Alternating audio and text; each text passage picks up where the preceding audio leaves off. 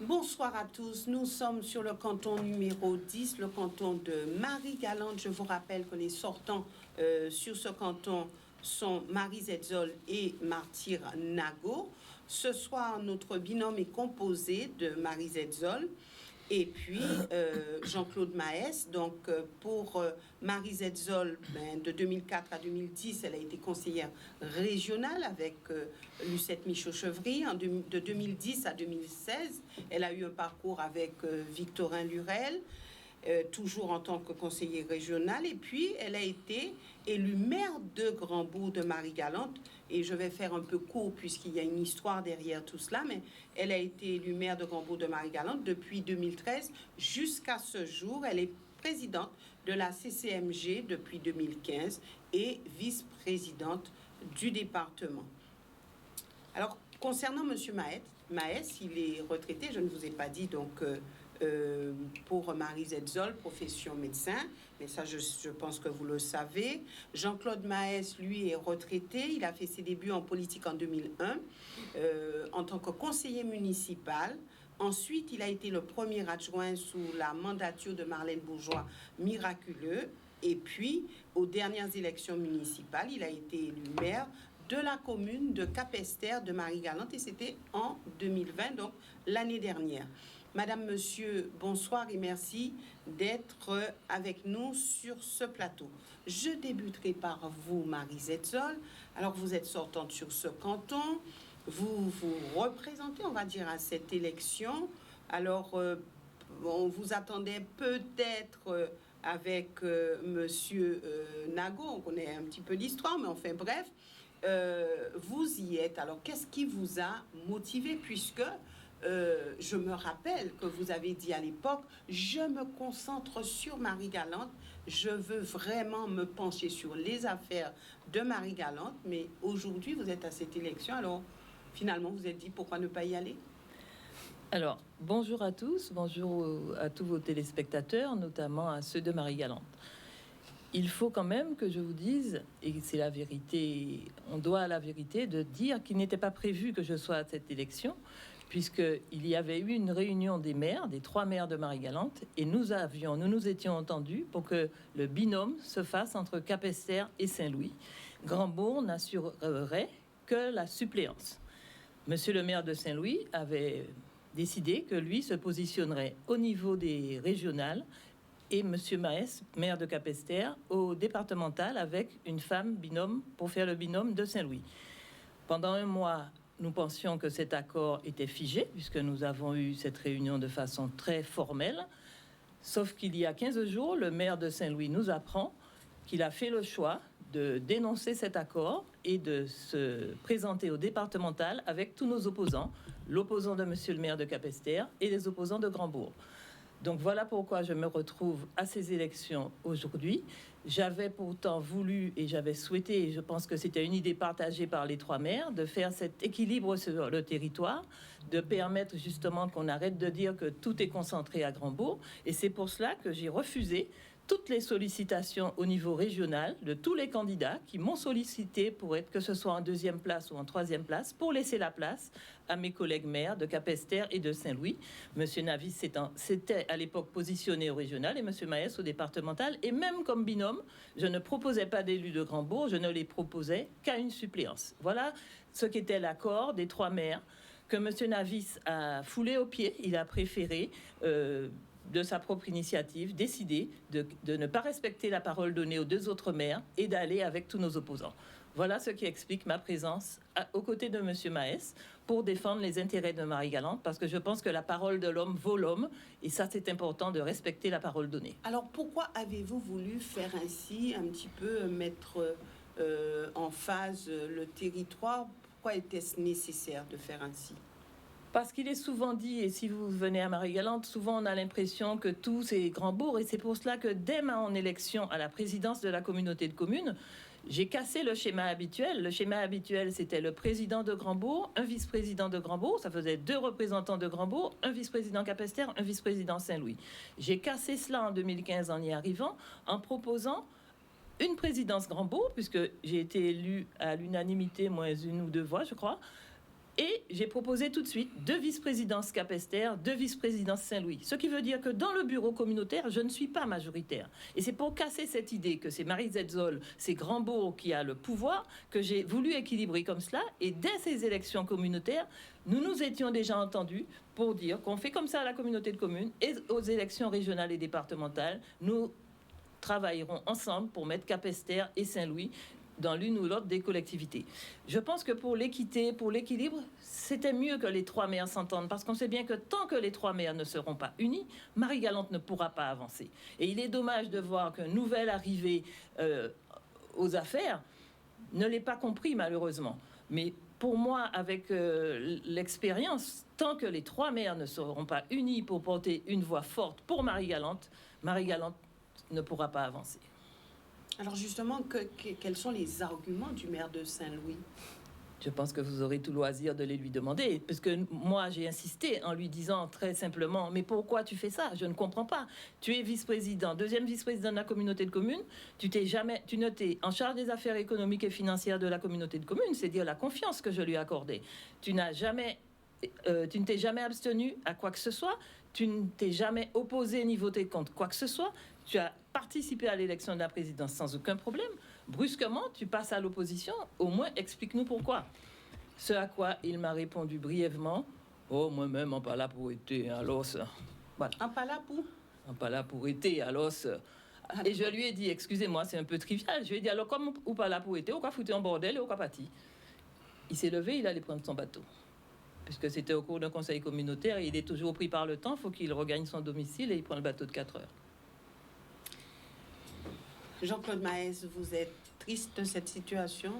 Je suis très triste de cette situation parce que, comme vient de dire Mme Exol, on s'était réunis à 3 et on devait faire ce binôme avec Saint-Louis. Et comme dit Mme Exol, pour pouvoir l'harmonie puisse régner à Marie-Galante, parce qu'on travaille très bien à la communauté commune. Je ne vais pas refaire l'historique de Mme Exol. Je suis le premier vice-président, M. Navis, deuxième vice-président. C'était tout à fait normal pour la cohésion et pour Marie-Galante que les 3 maires aillent ensemble. Et Mme Exol, il a dit, il a répété et plusieurs fois, je vais nulle part, je vais pas aux élections, je laisse les loisirs de Capesterre et Saint-Louis d'organiser. Alors justement, n'est-ce pas vous le problème peut-être, Jean-Claude Maes, puisqu'il se retrouve avec votre opposante sur le territoire de Capesterre?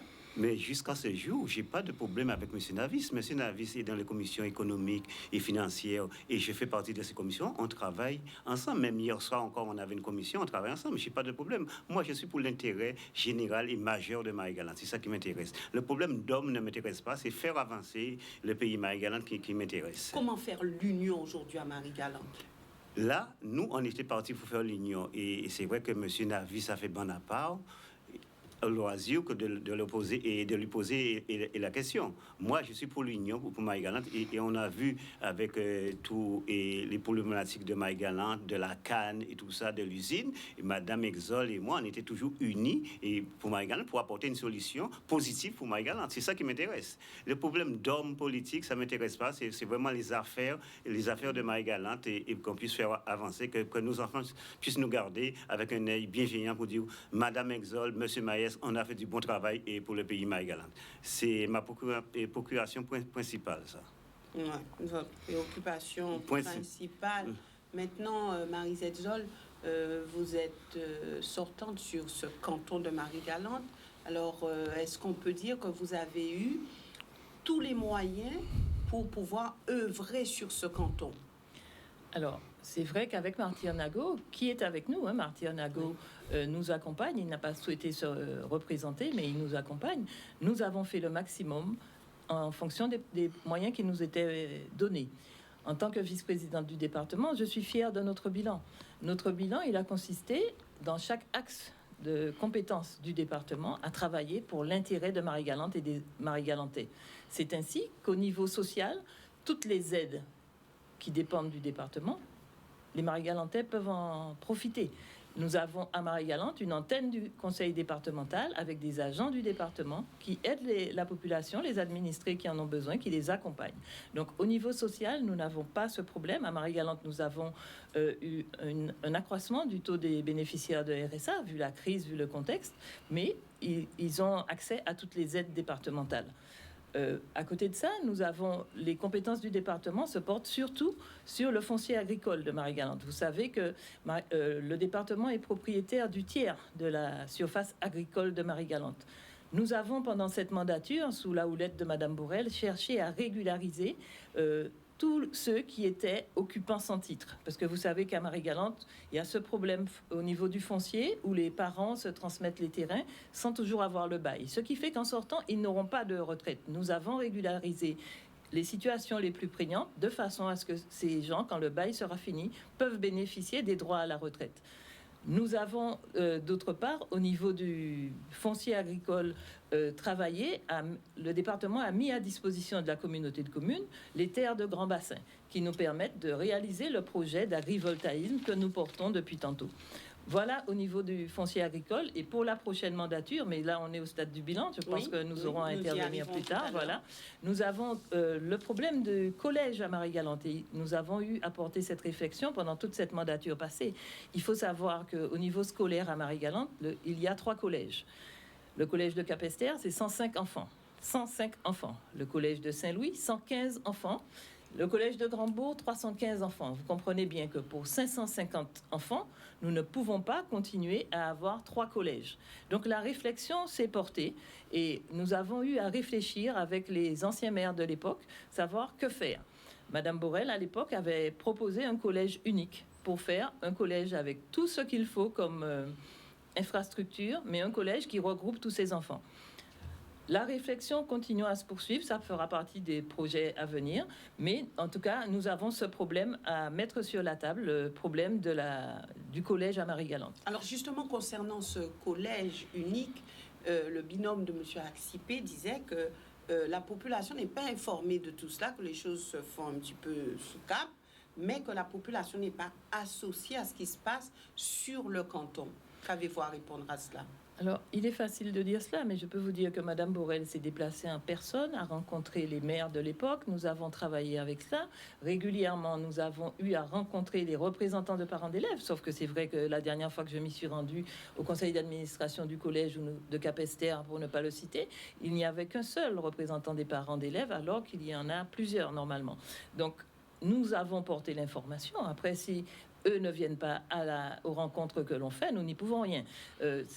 D'autre part, ce problème, nous aurons à y revenir parce que la solution du collège unique n'est peut-être pas la meilleure et nous aurons, en tout cas M. Maës et moi, à faire d'autres propositions. L'important dans cela, c'est que Mme Borel a tout de suite dit, même si on regroupe les collèges, les infrastructures qui portent les collèges qui vont donc être fermés, donc les 3 théoriquement, il faut savoir en quoi on les reconvertit. Et elle a diligenté un cabinet pour nous accompagner sur le territoire à réfléchir à la meilleure reconversion de ces bâtiments de façon à ce que nous n'ayons pas de friches dans les bourgs. Nous avons déjà notre petite idée. Nous tiendrons compte bien sûr de l'étude qui est diligentée par le conseil départemental. Mais quoi qu'il en soit, il est hors de question de laisser des friches dans les bourgs, puisque vous savez bien que ces collèges, ce sont quand même des enfants qui donnent vie à nos bourgs. Donc nous tenons à ce que cette vie continue. Nous avons réfléchi avec certains membres de l'éducation nationale et nous disons, pourquoi pas une cité scolaire, pourquoi pas un centre d'hébergement ou un centre numérique à Capesterre et pourquoi pas un collège tourné vers la mer avec les ateliers de formation au métier de la mer sur Saint-Louis. Ce sont nos pistes, nos axes de réflexion. Donc vous voyez qu'il est facile de dire que les gens ne sont pas au courant, mais depuis Madame Borel a dû venir au moins 4 ou 5 fois à la rencontre des différentes municipalités pour poser ce problème de collège à Marie-Galante. Vous savez que le collège de Capesterre, avec 105 enfants, ce sont 150 000 € que le département doit rajouter chaque fois pour faire face aux frais de fonctionnement. Or, ce n'est pas légal. On a une somme affectée par enfant. Sauf que les charges sont fixes. Et donc, ce différentiel doit être compensé par le département sous une autre forme, mais ce n'est pas légal.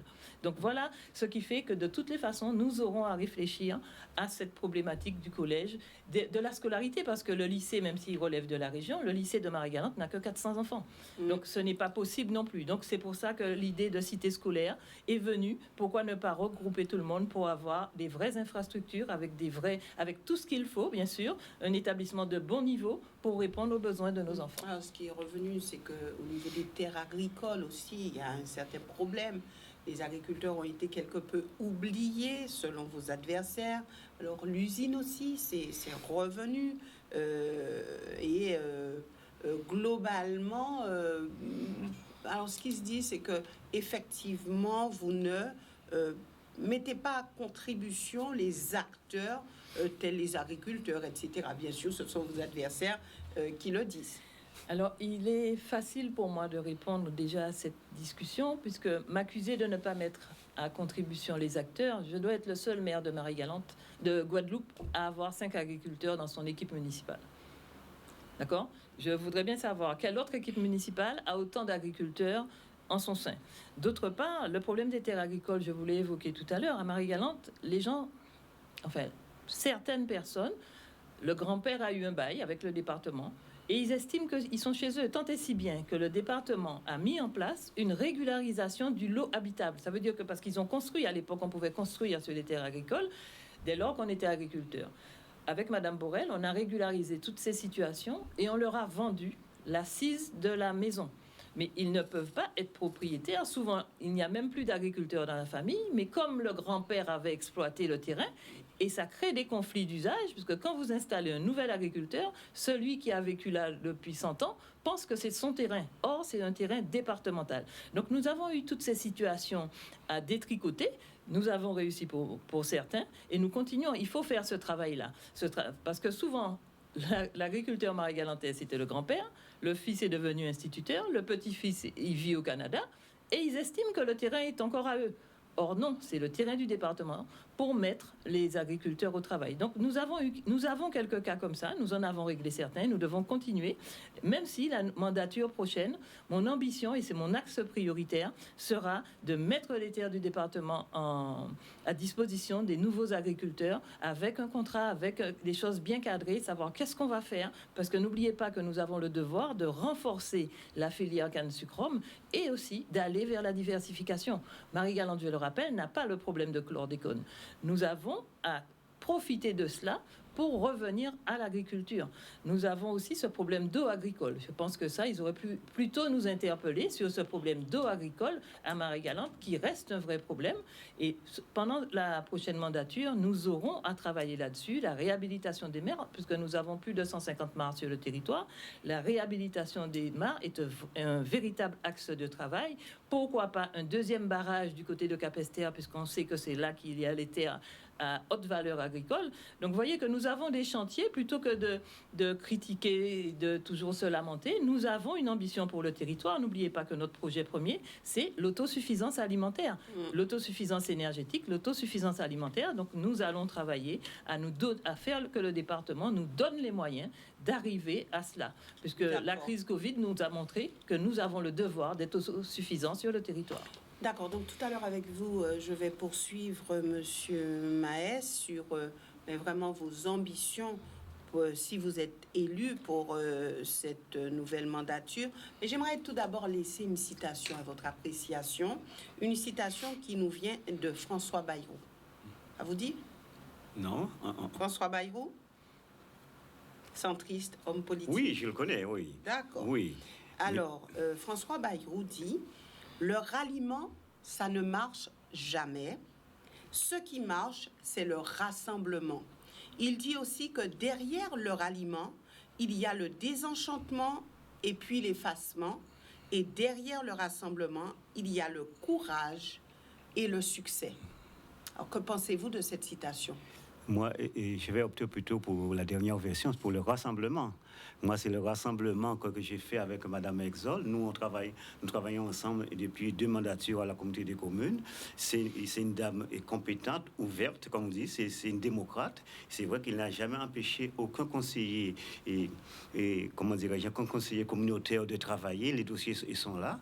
Et moi, j'ai vu ce qu'avec Monsieur Nago, le travail qu'ils ont accompli pour Marie-Galante. C'est vrai qu'elle n'a pas tout cité. Il y a énormément de choses.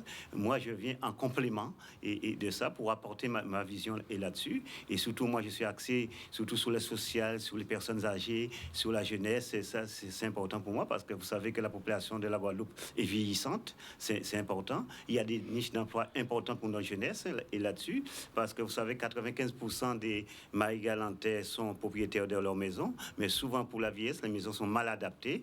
Et voilà une niche d'emploi pour aider à créer des associations. Alors, on y arrivera tout à l'heure, juste sur la citation. Donc, ce que vous avez voulu initier, c'était quoi? C'était un ralliement ou un rassemblement? Non, c'est un rassemblement avec et Madame Exol, qu'on puisse porter notre île sur une autre hauteur, une autre vision, sur une valeur ajoutée. C'est ça qui m'intéresse. Et un rassemblement. Alors, vous dites aussi, comme François Bayrou, que les ralliements, ça ne fonctionne pas?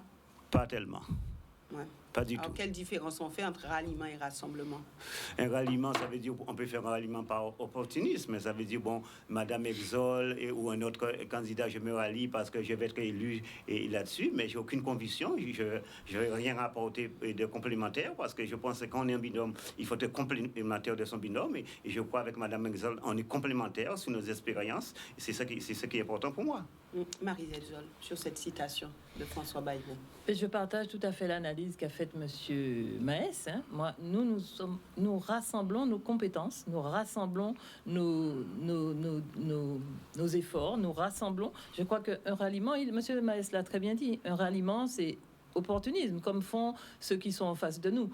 Il faut se mettre avec un maire nécessairement pour être élu. Non, nous ne sommes pas sur ça. Nous sommes sur rassembler les forces de travail, les compétences, les différences pour apporter un plus au territoire. Alors, comment est-ce que la population peut savoir si c'est un ralliement ou si c'est un rassemblement? Sur quoi elle doit se pencher pour vraiment avoir une analyse précise des positionnements? Mais je crois que la population, mieux que quiconque, connaît ses élus et savent de quoi ils sont capables. La population ne peut pas penser que Madame Exol ira se rallier à quelqu'un pour avoir un poste. Je vous l'expliquais tout à l'heure, je ne voulais pas ce poste. Je voulais le laisser à Capesterre et Saint-Louis. Madame Exol ne va pas aller accepter tout et n'importe quoi, et j'ai eu à le prouver au cours de ma carrière politique. Donc, les Marie-Galantais savent que Madame Exol ne se rallie pas. Madame Exol peut partager, Madame Exol peut comprendre, peut s'associer avec des gens dans l'intérêt du territoire, mais Madame Exol ne va pas se rallier pour un intérêt personnel. Vous savez, je crois que ça, par contre, la population Marie-Galante le sait. Madame Exol, elle s'engage, elle travaille, peut-être trop, mais elle travaille pour son territoire, pas pour ses intérêts personnels, pas pour doubler son salaire, pas pour assurer une fin de vie. Madame Exol travaille parce qu'elle veut aider Marie-Galante. Elle a été conçue, elle a été élevée comme cela. Tu es là pour servir, nous disaient nos parents. Vous n'êtes pas là pour fleurir, vous êtes là pour servir et servir votre population. Une anecdote. Quand j'ai décidé, en tant que médecin, de ne plus travailler le samedi, je me suis fait engueuler par ma mère comme pas possible, en me disant mais s'il y a un malade, comment tu fais? J'ai dit mais les autres ils travaillent tous 2 jours par semaine, 3 jours par semaine. Ce n'est pas concevable chez nous que de ne pas servir et de ne pas être au service de l'autre. Donc je crois que la population de Marie-Galante sait qui se rallie par opportunisme et qui se rassemble pour avoir plus d'efficacité au service de ses administrés. Alors, vous n'avez pas voulu vous rassembler pour les élections régionales? Vous n'avez pas voulu soutenir une démarche? Pourquoi? Alors, c'est juste... Je ne dis pas que je n'ai pas voulu soutenir. Je dis que j'ai pensé, et les maires à l'époque, les 3 maires, M. Navis, M. Maes et moi-même, étaient d'accord pour laisser la place au binôme Capesterre-Saint-Louis. M. Navis s'étant positionné comme voulant aller, sous prétexte qu'il est économiste, aux élections régionales. Donc, Mme Exol a dit, moi, je suis d'accord. Je suis à la communauté de communes. Je vous laisse aller chacun dans une des collectivités. C'est ça, la réalité. C'est pas que je n'ai pas voulu... Non, je pensais que, en bonne intelligence, les 3 maires, pour montrer l'unité à nos administrés, d'ailleurs, ça mettrait plus la population en confiance. Et on le sent. Depuis que la population a vu sortir les binômes, ils sont pas contents. Et moi, je reçois des messages. Pourquoi vous ne vous êtes pas entendus? Sauf que c'est pas M. Maes et moi qui ne nous sommes pas entendus. Les 3 maires s'étaient entendus et il y en a un au milieu, en cours de route, qui a changé son fusil d'épaule. La différence, elle est là. Est-ce qu'on peut dire que c'est ça la démocratie? C'est ce qui m'a été répondu par M. Navis. C'est ce qui m'a été répondu par M. Navis, que c'est la démocratie. Sauf que l'honnêteté aurait été de le dire, et de le dire dès le départ, de dire non, votre histoire qu'on travaille en union pour le territoire, ça ne m'intéresse pas. Il aurait mieux valu qu'il le dise dès le départ, en disant votre histoire de bisounours, où tout le monde est content, tout le monde s'entend bien pour le pays, ça ne m'intéresse pas. Moi, je suis venu foutre la merde et je la fous. Ça aurait été plus honnête. Et c'est pour ça que je dis qu'il a manqué de ce courage. Et voilà, je ne comprends pas, mais je pense qu'il a manqué au moins de ce courage politique de dire « Moi, je ne veux pas cette entente entre les 3 maires. Je suis maire de Saint-Louis et je m'allie à vos opposants. » Point trait. Au moins, nous l'aurions su, il ne nous l'aurait pas annoncé il y a 15 jours. Voilà. Pour revenir, alors, Madame Boissé, si vous permettez, parce que vous avez commencé à me faire évoquer le bilan du département, mais je crois qu'il est important de dire que pendant notre mandature, nous avons avec Madame Borel, puisque c'est la compétence du département, de s'occuper des ports, puisque les ports de Marie-Galante sont la propriété du département. Et c'est comme ça que pour le port de Saint-Louis, le département a refait et a aménagé le port de Saint-Louis pour 500 000 €. Au niveau du port de Grand-Bourg, c'est toute l'esplanade portuaire qui est refaite avec la partie pêche qui est refaite, aménagée, ainsi que la partie, tout ce qui est dans le territoire du département, même si la gestion est rétrocédée à la communauté de communes, mais les investissements sont portés par le département. Et au niveau du port de pêche de Capesterre, vous savez, vous n'êtes pas sans savoir ce problème de sargasses, le département a œuvré à nettoyer le port, à notre avis pas assez, mais il l'a quand même fait, et à mettre un barrage anti-sargasses. Capesterre de Marie-Galante, c'est 40% des sargasses de la Guadeloupe. Donc, le barrage qui a été mis à titre expérimental a montré ses limites. Et le département, sous la houlette de Madame Borel, a choisi d'établir, en accord avec les pêcheurs, avec tous les experts, une digue pour empêcher, reculer l'arrivée des sargasses. Nous sommes prêts, le département est prêt. Là maintenant, le frein, ce sont les services de l'État qui demandent une étude de la faune et de la flore. Mais le département a œuvré à ce niveau-là. Le département... Alors, oui. Est-ce qu'on peut finir le bilan? Parce que je suis quand même sortante. Oui, mais rapidement. Pas tous les points, puisqu'il nous reste quasiment presque plus de temps. Bon. Ben donc là maintenant... L'aéroport, Madame, le conseil départemental, c'est important de le faire savoir, a été inscrit au niveau du plan de relance pour refaire complètement l'aéroport de Marie-Galante, même si dans la mandature qui s'est écoulée, l'aérogare a été rénové au niveau de la toiture et de l'étanchéité. Merci. Alors, est-ce qu'on peut dire, rapidement, en termes de priorité, Jean-Claude Maes, sur quoi allez-vous vraiment axer votre action? Est-ce que ça sera dans une continuité, continuer à suivre les dossiers en cours, ou est-ce qu'il y a d'autres idées, d'autres priorités qui viennent se greffer à tout cela?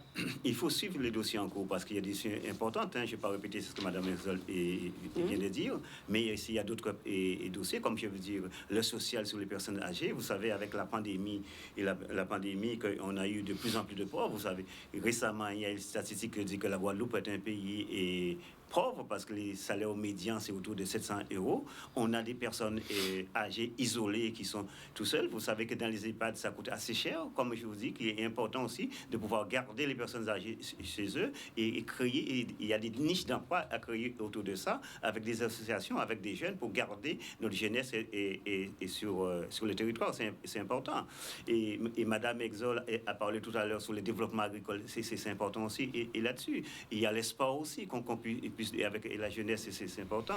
Il y a toutes les routes départementales. Il y a tout un ensemble qu'on peut travailler là-dessus. Et moi, j'ai l'habitude de dire, il faut travailler avec l'intergénération, avec les personnes âgées et les jeunesses, parce que c'est des niches d'emploi importants qu'on peut créer d'ici demain matin.